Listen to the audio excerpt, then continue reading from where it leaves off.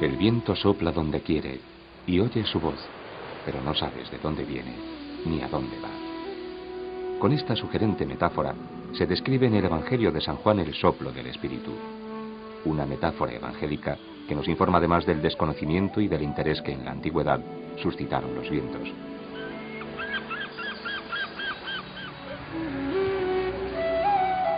En el siglo I a.C., los chinos, pioneros de tantos descubrimientos, habían elaborado complejas clasificaciones de los 24 vientos de las estaciones y habían utilizado las cometas para comprobar sus diferentes comportamientos. Unas cometas cónicas muy semejantes a las mangas de viento que se emplean en la actualidad en la aeronáutica, pero decoradas con el colorido y la fantasía orientales. Aquellas cometas chinas pueden ser consideradas las precursoras de todos los aparatos de medición hasta hoy. Y se atribuye también a este pueblo la fabricación de las veletas que señalan la dirección del viento. Desde la antigüedad, los vientos pasaron a representar la dirección de donde soplaban, lo que explica que durante siglos se emplearan en los mapas más que como un recurso decorativo, como verdaderos indicadores de dirección. Su importancia en la navegación fue tan decisiva que el mapa donde estaban señalados los 4, 8 o 12 vientos era universalmente conocido como Rosa de los Vientos, una denominación que los marinos portugueses mantuvieron para la brújula. Sin el conocimiento de los vientos favorables por parte de Colón, la aventura americana hubiera sido imposible, y toda navegación muy azarosa.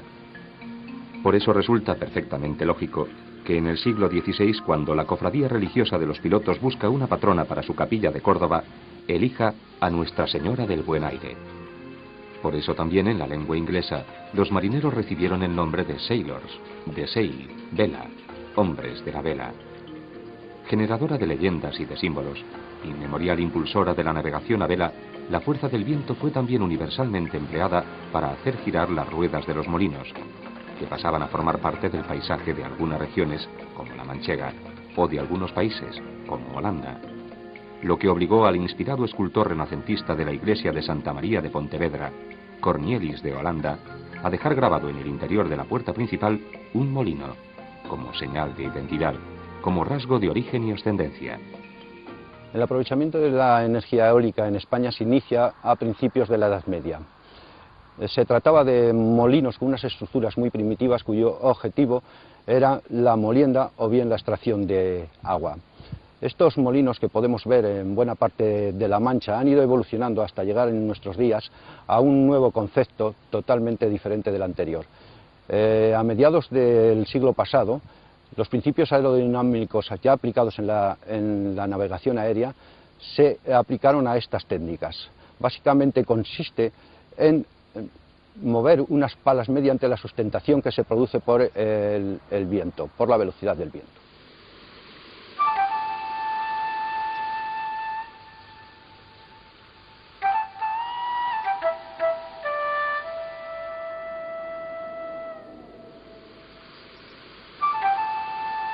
Por toda la geografía española nos podemos encontrar los molinos de viento tradicionales.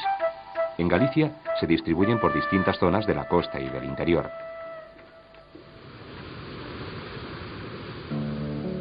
En el litoral de Aguarda, Pontevedra, se localizan todavía media docena de estos ejemplares, con una tipología común que se puede estudiar en el de Camposancos. Su característica más notable es la de tener cubierta giratoria, que permite orientar las aspas según la dirección del viento. Su mecanismo interior, desde las 20 ruedas que permiten girar la cubierta hasta las muelas, todo habla de sencillez y de eficacia.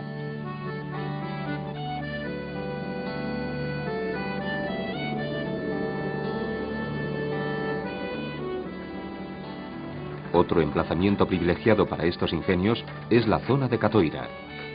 En la parroquia de Avalo, en el Monte Mesón, se levantan 3 molinos, que responden a una nueva tipología de torre fija, que recoge los vientos por los 2 lados.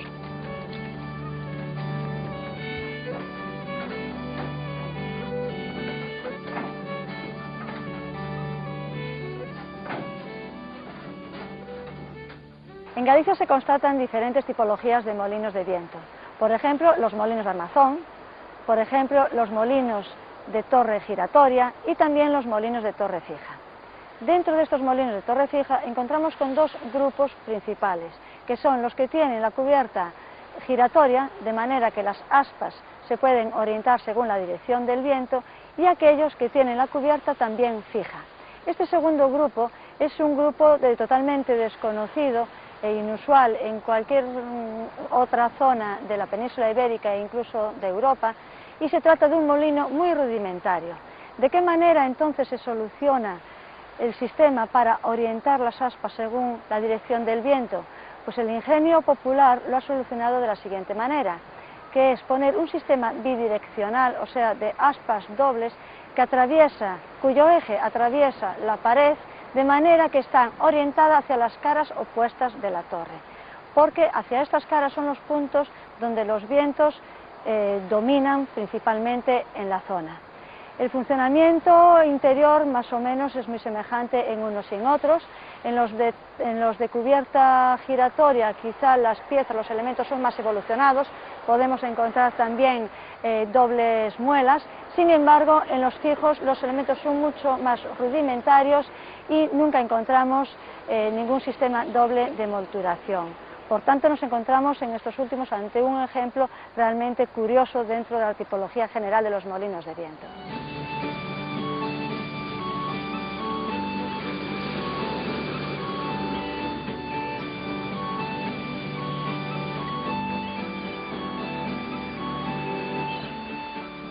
En la costa cantábrica existen un buen número de molinos dignos de estudio.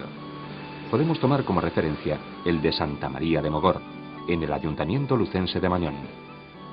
Pertenece al tipo de torre con cubierta giratoria, que se mueve desde el exterior por medio de un artilugio denominado metafóricamente o rabo, situado en el lado contrario de donde van las aspas. El desarrollo tecnológico de estos ingenios permitió mejorar su rendimiento e impulsó nuevas relaciones comerciales. Tenemos aquí una torre de 10 metros, más de 10 metros de alto, que pertenece al único molino que se conserva de esta comarca, de una vastísima red de molinos de viento introducidos por unos industriales franceses a finales del siglo XVIII. El molino tiene más altura en realidad porque está construido sobre un túmulo del Neolítico final, un túmulo muy grande, que precede en 1000 años a las pirámides de Egipto. Usaba como marco. Lo importante de estos molinos industriales es que no molían harina para el consumo doméstico inmediato de alrededor, sino que traían los trigos de todas las partes de Europa, del Báltico, de Estados Unidos, los molían aquí, los metían en barriles, porque si los metían en sacos la harina se podía estropear, y los reexportaban otra vez. Traían de Estados Unidos el famoso trigo americano, o de Rusia, o de Prusia, o de los puertos del norte de Francia y mismo de Inglaterra.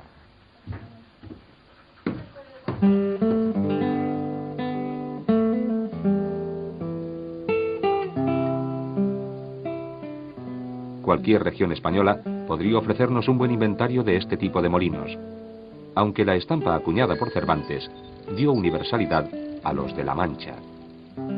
Por cierto, el relato de un viajero de la época cervantina que los presenta como tecnología moderna da al desatino quijotesco, que los confunde con gigantes, una nueva dimensión de conflicto entre la tradición encarnada por el hidalgo y el progreso, representado por el molino.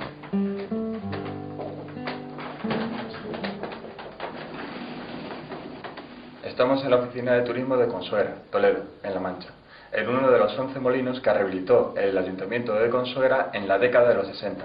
Sin embargo, el origen histórico de estos molinos se remonta al siglo XVI, siglo en el cual, durante una gran sequía, hubo que sustituir los tradicionales molinos de agua por molinos de viento. Pan había que hacer todos los días, y ellos le encontraron aquí esta solución, en estos ingenios.